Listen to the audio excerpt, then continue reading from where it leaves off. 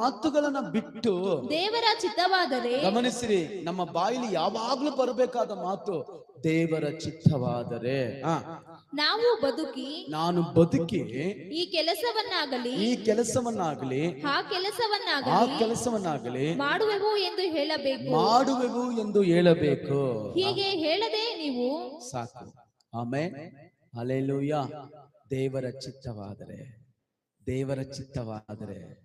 ದೇವರಿಗಿಷ್ಟವಾದರೆ, ದೇವರ ಕೃಪೆ ತೋರಿಸಿದ್ರೆ, ದೇವರು ನಮ್ಮ ಮೇಲೆ ದಯೆ ತೋರಿಸಿದ್ರೆ, ನಮ್ಮ ಸಭೆ ಮೇಲೆ ದಯೆ ತೋರಿಸಿದ್ರೆ, ಇಲ್ಲಿ ಇರುವವರ ಮೇಲೆ ದಯೆ ತೋರಿಸಿದ್ರೆ ಇವುಗಳನ್ನು ಮಾಡ್ತೇವೆ. Hallelujah, hallelujah. ನಾವು ಕೊಚ್ಚಿಕೊಳ್ಳಬಾರದು. ನಮಗ್ ಗೊತ್ತಿರಲ್ಲ, ನಾವೇ ನಮ್ಮನ್ನು ಹೆಚ್ಚಿಸ್ಕೊಳ್ತೀವಿ. ನಮ್ಮ ಕೆಲಸದ ಕುರಿತು, ನಮ್ಮ ಪೇಮೆಂಟ್ ಕುರಿತು, ನಮ್ಮ ಕುಟುಂಬದ ಕುರಿತು, ನಮ್ಮ ಜೀವಿತದ ಕುರಿತು ಬೈಬಲ್ ಹೇಳ್ತದೆ, ಇವತ್ತಿದ್ದು ನಾಳೆ ಅಬ್ಬೆಯಂತೆ ಹಾರಿ ಹೋಗುವವರೇ ಅಂತ ಮಾತು